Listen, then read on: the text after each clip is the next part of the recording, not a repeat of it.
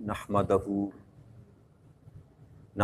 ونصلی ونسلم علی سیدنا و مولانا محمد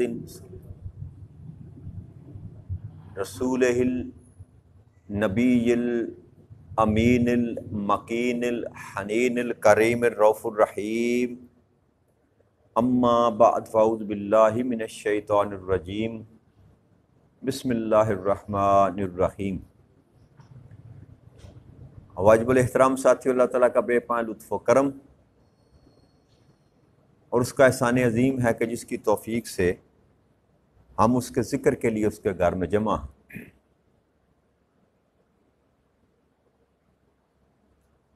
آج اللہ کی توفیق سے سورہ النساء کی آیت نمبر 133 جس سے اب اپنے سبق کا آغاز کر رہے ہیں،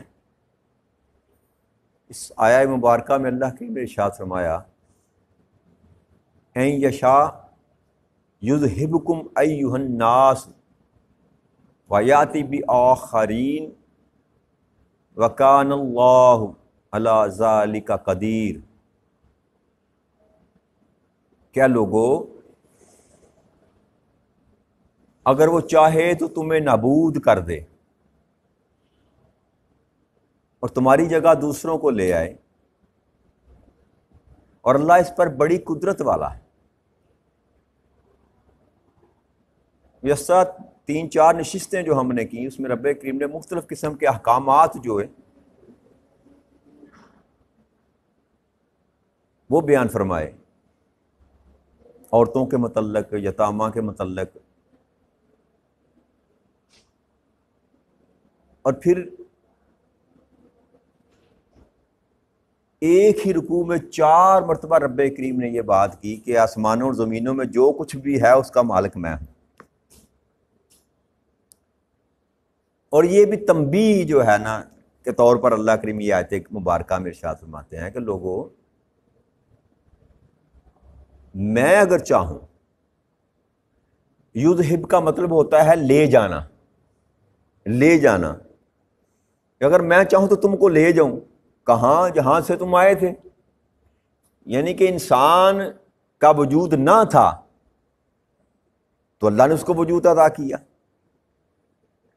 انسان کو قابل ذکر شے اللہ کریم ارشاد فرماتے ہیں قرآن کریم میں، کیا انسان تجھ پر ایک ایسا زمانہ بھی تو بیت چکا ہے جب تو سرے سے قابل ذکر کوئی شے ہی نہ تھا، عدم میں جب تھا انسان تھا۔ یعنی کہ اللہ کریم نے جب خلق کی، کائنات خلق کرنا چاہا، اس زمین پر آباد کرنا چاہا، تو اللہ نے پہلے تو عالم ارواح میں روحوں کو بنایا نا، تو پھر انسان کی تخلیق کی آدم علیہ السلام کے ذریعے۔ تو ایک زمانہ تو تھا جب انسان کا وجود نہ تھا، کوئی شے نہ تھا، قابل ذکر شے نہ، تیرا ذکر بھی نہ تھا کہیں پر، تو میں نے چاہا تو تجھ کو وجود عطا کیا، تمہیں زمین پر آباد کیا، تمہیں طرح طرح کی نعمتیں دی۔ تو اگر میں چاہوں تو پھر سے تمہیں واپس بلا لوں، یذہب لے جاؤں، نابود کر دوں، مٹا دوں تمہارا وجود۔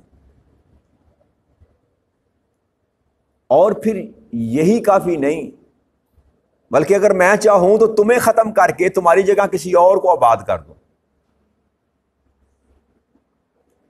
اور ایسا اگر آپ تاریخ انسانی پڑھ کر دیکھیں، آدم علیہ السلام سے لے کر، یہ تو مطلقاً اللہ نے فرمایا نا، مگر چاہوں تو تم کو نابود کر دو۔ اور یہ خطاب کن کو کیا جا رہا ہے؟ آقا کریم صلی اللہ علیہ وآلہ وسلم کے ان دشمنوں کو جو جانتے ہوئے کہ یہ اللہ کے آخری نبی ہیں ماننے کے لیے تیار نہیں تھے۔ مشرکین مکہ تھے، یہود تھے، نصارہ تھے۔ خاص ایڈریس رب کریم ان کو کر رہا ہے کہ تم جو میرے محبوب کو جھٹلا رہے ہو، یاد رکھو اگر میں چاہوں تو تم کو نابود کر دوں، مٹا دوں۔ یہ تمہاری سو کارڈ جو تمہاری بادشاہی ہیں، سرداریاں ہیں، جو تمہیں زوم ہے بڑا ہونے کا، اگر میں چاہوں تو یک لخت تمہارا سارا کچھ ختم کر دوں، اور فقط ختم نہ کروں بلکہ تمہاری جگہ کسی اور کو لا کر کھڑا کر دوں۔ اور پھر اللہ نے فرمایا وَقَانَ اللَّهُ عَلَىٰ ذَلِكَ قَدِيرٌ، اللہ اس پر بڑی قدرت رکھتا ہے۔ اللہ کے لیے یہ کام کو مشکل نہیں ہے۔ اور آپ تاریخ انسانی کو پڑھ کر دیکھ لیں کہ کتنی قومیں تھیں جو یہ سمجھتے تھے کہ ہم ہیں تو ساری کائنات ہے ورنہ کچھ نہیں ہے، اور آج ان کا نام و نشان بھی نہیں۔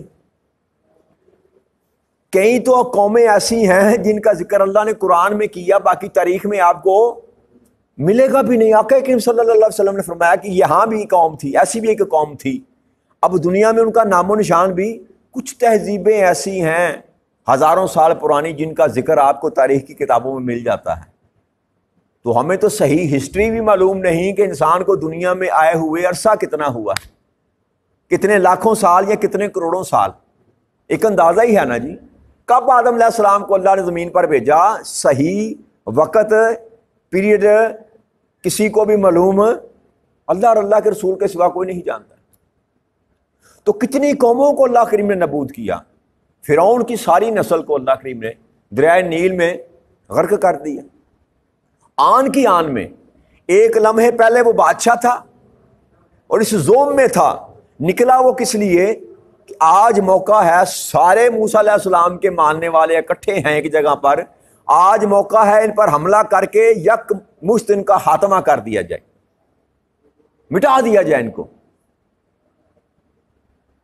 تو آیا تو اس زوم میں تھا، لیکن اس کو اللہ کی تقدیر کا تو علم نہ تھا کہ وہ جو قادر مطلق اوپر بیٹھا ہے، اصل طاقت اس کے پاس ہے، کس کو رکھنا ہے کس کو نابود کرنا ہے، یہ فیصلے دنیا میں کوئی انسان نہیں کر سکتا۔ تو اس کو یہ خواب دکھلایا گیا کہ ساری فوج کٹھی کر اپنی، اس نے دائیں بائیں سے جتنی چھاؤنیاں تھیں نا اس کی، وہاں سے اپنی ساری فوج کو اکٹھا کر لیا، بلا لیا کہ آ جاؤ، آج موقع ہے۔ ایک ہی حملے میں موسیٰ علیہ السلام اور اس کی ساری قوم کو مٹا دیتے ہیں، قصہ ہی پاک کر دیتے ہیں۔ تو اوپر وہ بیٹھا جو تھا وہ اپنا نظام چلا رہا تھا، اس نے کہا ٹھیک ہے آ جاؤ، سارے اکٹھے ہو کر آ جاؤ۔ تو خود ہی چل کر سارے اکٹھے ہو کر موسیٰ علیہ السلام کے پیچھے آ گئے۔ موسیٰ علیہ السلام کی قوم جا رہی ہے، سامنے دریا آ گیا، قوم پریشان ہوگی، کیا ہوگا۔ موسیٰ علیہ السلام نے اللہ کی طرف دیکھا، اللہ نے فرمایا موسیٰ اپنا عصا اس دریا میں ڈال دے۔ حضرت موسیٰ علیہ السلام نے دریا میں عصا ڈالا، دریا دو لخت ہو گیا، خشک زمین بیچ میں سے نکل آئی، موسیٰ علیہ السلام کی قوم داخل ہو گئی۔ جب درمیان میں پہنچے، پیچھے سے فرعون کا لشکر آیا، وہ بھی دریا میں داخل ہو گیا، اور جیسے ہی موسیٰ علیہ السلام کی قوم دریا کو پار کر گئی، اللہ کریم کے حکم سے ساری کی ساری فرعون کی جو آل تھی، قوم تھی، وہ تباہ و برباد ہو گئی۔ ایک لمحے میں جو موسیٰ علیہ السلام کو اور اس کی قوم کو ختم کرنے کے لیے آئے تھے، اللہ کریم نے ان کو نابود کر دیا، نسل مٹا دی ان کی، اور فرعون کو بچا لیا، تاکہ قیامت تک کے لیے آنے والے لوگوں کے لیے یہ عبرت کا نشان بن کر رہے کہ یہ تھا جو خدائی کا دعویٰ کرتا تھا، انا ربکم الاعلی، میں تمہارا سب سے بڑا رب ہوں۔ یہ تھا وہ جو خدائی کا دعویٰ کرتے تھا، اور رہتی دنیا تک قیامت تک کے لیے رب کریم نے اس کو محفوظ کر لیا۔ آج بھی وہ پڑا ہے مصر میں، اور لوگ دیکھتے ہیں، تصویریں کھینچتے ہیں، اس کی تاریخ لکھی ہوئی ہے اس کی، اور یہ واقعہ اللہ کریم نے قرآن کریم میں کوٹ کیا۔ اسی طرح نمرود تھا، اسی طرح شداد تھا، اسی طرح اور کئی تہذیبیں تھیں۔ جس نے بھی اپنے آپ کو ناگزیر سمجھا کہ میں ہی ہوں تو کائنات ہے، ان کا وجود اب زمین پر نظر نہیں آتا۔ یہ ہے اس کا معنی للہ ما فی السماوات و ما فی الارض، کہ آسمانوں زمینوں میں جو کچھ ہے نا، حقیقی وارث اور مالک میں ہی ہوں۔ تمہارے پاس اگر کچھ تمہیں دیا جاتا ہے تو وہ چند دنوں کے لیے، چند لمحوں کے لیے، کچھ ساتوں کے لیے تمہیں دیا جاتا ہے، تم مالک نہیں ہو۔ تو اللہ چاہتا ہے کہ اگر تم باز نہ آئے نا تو میرے لیے کام کوئی مشکل نہیں، میں تمہیں ختم کر کے کسی نئی قوم کو لے آؤں گا، کسی نئی قوم کو لے۔ اور اللہ کریم نے ایسا کیا، کئی بار کیا، انبیاء کرام بھی بدلتے رہے، قومیں بھی بدلتی رہیں، کبھی کسی کو عروج دیا، کبھی کسی کو زوال دیا، کسی کو مٹا دیا، کسی کو بنا دیا۔ یہ سارے کا سارا جو کام ہے نا، یہ اس ذات کے پاس ہے جو حقیقت میں ان اللہ علی کل شیء قدیر، ہر چیز پر قدرت رکھتا ہے، کامل قدرت رکھتا ہے۔ اس کو نہ کسی سے پوچھنے کی حاجت ہے، نہ اس کو کوئی اسسٹنٹ چاہیے کام کرنے کے لیے۔ وہ کہتا ہے جب میں کسی چیز کا ارادہ کرتا ہوں تو کیا کرتا ہوں، کن کہتا ہوں ہو جا، فیکون تو وہ ہو جاتی ہے، وہ اس کے امر سے ہو جاتی ہے، ہونے لگ جاتی ہے، ہوتی رہتی ہے۔ تو اس کا تو کام بس اتنا سا ہے، وہ امر کا ارادہ کرتا ہے اور کہتا ہے ہو جا تو وہ ہو جاتا ہے۔ اس لیے انسان کو یہ باور کرایا جا رہا ہے کہ تو میری مجبوری نہیں، تیرا میں محتاج نہیں، تیری مجھے ضرورت نہیں۔ تمہیں اگر خلق کیا گیا، تمہیں تخلیق کیا گیا، تمہیں بنایا گیا، تو آگے قرآن کریم اللہ نے ارشاد فرمایا کہ اے جن و انس، تمہیں میں نے اگر پیدا کیا تو تمہیں پیدا کرنے کا فقط ایک ہی مقصد تھا، وہ کیا تھا کہ میری عبادت کرو، میری عبادت کرو۔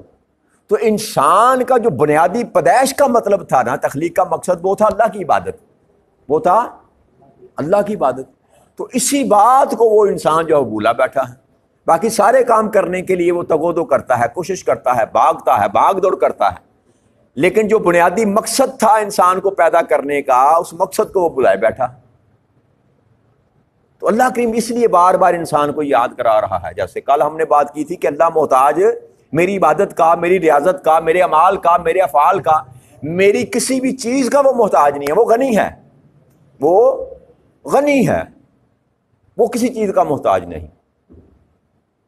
تو جب مجھ کو پیدا کیا تو مجھے اپنی پیدائش پر غور کرنا چاہیے کہ مجھے پیدا کیوں کیا، اور اللہ نے جواب دے دیا کہ تجھے اے انسان میں نے پیدا کیا اس لیے کہ تو میری عبادت کر۔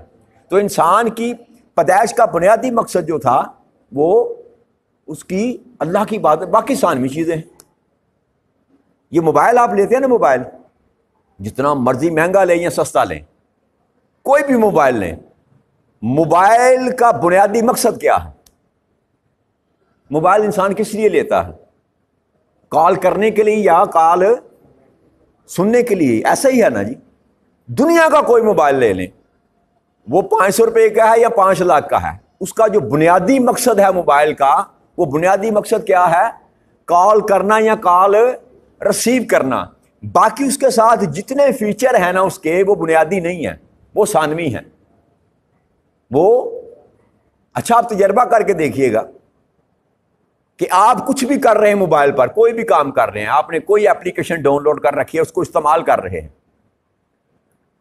آج اس طرح سمجھاتے ہیں آپ کو کہ انسان کا بنیادی مقصد، کوئی بھی کام آپ موبائل پہ کر رہے ہیں نا، کسی نے آپ کو کال کر دی تو وہ سارے جو فیچر آپ استعمال کر رہے ہیں وہ ڈسکنیکٹ ہو جائیں گے اور کال مل جائے گی۔ ایسا ہی ہے کہ نہیں؟ اگر میں غلط ہوں تو کہیے کہ میں غلط کہہ رہا ہوں۔ وہ جو بنیادی مقصد تھا نا جو اس موبائل کا، وہ اپنے مقصد کی طرف لوٹ جائے گا۔ جیسے ہی کال آئے گی، وہ جو ثانوی کام آپ کر رہے ہیں وہ کٹ ہو جائیں گے اور بنیادی کام پر موبائل اپنا کام کرنا۔ بس انسان نہیں ایسا، انسان ایسا کہ جس مقصد کے لیے اللہ کریم نے انسان کو پیدا کیا، بس دوسرے کاموں میں مشغول رہتا ہے۔ جب کال آتی ہے اس کو رب کریم کی طرف سے، وہ اپنے بنیادی کام کی طرف پلٹتا۔ یہی خرابی ہے جو انسان کے اندر موجود ہے، جس کو درست کرنے کی ضرورت ہے۔ ایک اپنے ہاتھ کا بنایا ہوا، آپ کی اپنے بنائے ہاتھ کی ڈیوائس جو ہے، وہ اتنا جانتی ہے کہ مجھے کس مقصد کے لیے بنایا گیا، میرا حقیقت میں کام کیا ہے۔ جب اس کام کی ضرورت مجھے پڑے گی تو میں نے سارے کام چھوڑ دینے ہیں، میں نے وہی کام کرنے ہیں جس کے لیے مجھے بنایا گیا۔ تو اے انسان، تو اپنے ہاتھی بنائی ہوئی ڈیوائس سے بھی سبق سیکھ لے کہ تجھے جس مقصد کے لیے اللہ کریم نے بنایا، جب اس کی کال آ جائے، وہ جب پکارے حی علی الصلاۃ، تو سارے ثانوی کاموں کو چھوڑ کر اس کی طرف جو ہے نا اپنا رخ کر لے، لبیک کہتے ہوئے اس کی طرف دوڑ پڑے۔ تو یہ بنیادی جو مقصد ہے انسان کی تخلیق کا، وہ اللہ کی عبادت ہے، وہ اللہ کی۔ تو یہ جو ہم پہ کرم کیا نا، یہ جو آیت کریمہ کی تنبیہ کی جا رہی ہے نا، ہم چوڑے اس لیے ہیں کہ اللہ کریم نے اپنے محبوب سے وعدہ کر لیا، یا اس اللہ کے محبوب نے یہ بات اللہ کریم سے منوا لی کہ میری امت کے ساتھ ویسا نہ کرنا جیسے تو پہلی امتوں کے ساتھ کرتا تھا۔ تو اللہ نے یہ کہا کہ میرے محبوب، میں ان پر عذاب کیسے نازل کروں جبکہ تو ان کے درمیان موجود ہے، ان کے درمیان۔ اللہ اکبر۔ تو یہ ہماری خوش قسمتی، ورنہ ہمیں لال، وہ کہتے ہیں لال کو نہیں لگے سانو، ہمارے اندر وہ ساری برائیاں اگر گننی شروع کر دیں جو بنی اسرائیل کی قومیں ہر ایک نبی کی امت میں تھیں، کوئی کم تولتا تھا، کوئی جھوٹ بولتا تھا، کوئی زنا کرتا تھا، کوئی لواطت کرتا تھا، کوئی ظلم کرتا تھا، زیادتی کرتا تھا، بس ساری برائیاں جو ایک ایک نبی کی امت میں تھی جمع ہو کر ہم میں آ گئی ہیں کہ نہیں ہے؟ اس کے باوجود اگر رب کریم نے ہمیں بچا کر رکھا ہوا ہے تو یہ سوائے صدقہ مصطفیٰ کریم صلی اللہ علیہ وسلم کی اور کوئی بات ہم میں کوئی ایسی بات نہیں ہے۔ ہم سمجھتے ہیں کہ شاید ہم میں کوئی ایسی بات ہے، نہ، اللہ کا قانون وہی ہے۔ اللہ اگر آج بھی چاہے تو ہمیں نابود کر دے اور کسی اور کو پیدا کر دے، وہ اس پر قدرت رکھتا ہے، لیکن آج ہمیں اگر وہ سب کچھ کرنے کے باوجود، سب کچھ دیکھنے کے باوجود بھی ہمیں نابود نہیں کر رہا نا، تو اس کی وجہ والضحیٰ کا وہ چہرہ ہے، یاد رکھیے۔ آقا کریم صلی اللہ علیہ وسلم کی وہ ذات اقدس ہے، ان کے ساتھ ہماری جو نسبت ہے چاہے کمزور ہے وہ ہمیں بچا لیتی ہے، ورنہ ہمارے اعمال ایسے نہیں ہیں۔ اگر ہمارے اعمالوں پر معاملہ ہوتا تو ہم کب کے نابود ہو چکے لہٰذا ہمیں یہ چاہیے کہ ہم اس تعلق کا جو ہے نا حیا کریں، لیکن اگر ظاہری حالات میں دیکھیں نا، آپ ظاہری حالات دیکھیں تو جتنی ضلالت ہم سہ رہے ہیں، برداشت کر رہے ہیں، یہ بھی اللہ کا عذاب ہی ہے، یہ بھی اللہ کا عذاب کی قسمیں ہوتی ہیں نا جی۔ وہ نابود کرنے والا، تباہ کرنے والا، برباد کرنے والا، آگ کا طوفان، پتھروں کا طوفان وہ نہیں آئے گا اب۔ تو کیا یہ ضلالت ہم پر مسلط کی گئی ہے، کیا اس کو آپ عذاب نہیں سمجھتے؟ حقیقت میں یہ بھی عذاب ہے، لیکن ہم نے کبھی فیل نہیں کیا، ہم نے کبھی محسوس نہیں کیا کہ آج جو ہم دنیا میں در بدر ہیں، دھکے کھا رہے ہیں، ہماری عزت نہیں، ہمارا وقار نہیں، تکریم نہیں کی جاتی، باوجود اس کے کہ ہم حق پر ہیں، باوجود اس کے ہم کہتے ہیں نا ہم حق پر ہیں، باوجود اس کے مطابق ہماری عزت نہیں کی جاتی، تو اس کا سبب یہ ہے کہ ہم نے وہ رستہ چھوڑ دیا، ہم نے وہ بوریا نشینوں کا رستہ چھوڑ دیا جن کی تکریم کی جاتی تھی، جن کی تعظیم کی جاتی تھی۔ ہم نام کے مسلمان رہ گئے، تو اب ہمیں واپس پلٹنا پڑے گا اللہ کی رضا کی طرف۔ پہلا جو بنیادی کام ہے وہ اللہ کے ساتھ اپنا تعلق درست کریں، ٹوٹا ہوا تعلق درست کریں، عبادت کی طرف آئیں، اللہ کو یاد کیا کریں، اللہ کی عبادت کیا کریں، اللہ کا ذکر کیا کریں۔ یہ جب تک انسان اس عمل میں داخل نہ ہوگا، وہ یاد رکھیے کبھی وہ دنیا میں پھل نہیں پا سکتا۔ یہ دنیا کی عیش و عشرت ہم جو سمجھتے ہیں نا، یہ کوئی معنی نہیں رکھتی۔ اصل چیز ہے انسان کا زندگی کا سکون۔ تو اللہ نے فیصلہ سنا دیا کہ سکون تو ہے ہی میرے ذکر کے ساتھ جڑا ہوا، تو یہ بے چینی بھی ختم ہو جائے گی، یہ بے سکونی بھی ختم ہو جائے گی۔ کس شکل میں؟ ہم اپنے بنیادی مقصد پر آ جائیں، اور بنیادی مقصد کیا ہے؟ اللہ کی عبادت کرنا، اللہ کی عبادت کرنا۔ جب ہم اللہ کے بندے بن جائیں گے، عبد بن جائیں گے، تو ہمارے سارے معاملے جو ہیں وہ درست ہو جائیں گے، اللہ کی ناراضگی بھی دور ہو جائے گی، ہماری عزت بھی ہو جائے گی، ہماری تکریم بھی ہو جائے گی۔ لہٰذا ہمیں اپنے بنیادی مقصد کی طرف لوٹنا ہوگا، اپنے بنیادی، جس قدر جلدی ہم لوٹ آئیں گے اس قدر جلدی جو ہے نا ہمارا معاملہ سیدھا ہو جائے گا۔ ورنہ اللہ کے قانون بدلہ نہیں کرتے، اللہ کے فیصلے بدلہ نہیں کرتے، اللہ کے کلمات چینج نہیں ہوتے، اس کا قانون، اس کا ضابطہ، اس کا اصول جو ہے وہ قائم رہتا ہے، بدلنا ہم نہیں ہے۔ اگر ہم چاہتے ہیں کہ کامیاب ہوں تو وہ رستہ اڈاپٹ کرنا ہوگا جو اللہ نے کامیاب لوگوں کے لیے منتخب کر رکھا، ورنہ جو رستہ ہم نے اپنا رکھا ہے یہ سوائے بربادی کے ہمارے لیے کچھ لے کر آنے والا نہیں ہے۔ اس دعا کے ساتھ کہ رب کریم ہمیں سیدھے رستے کی توفیق عطا فرما دے۔ وما علینا الا البلاغ المبین۔ والسلام علیکم ورحمۃ اللہ وبرکاتہ۔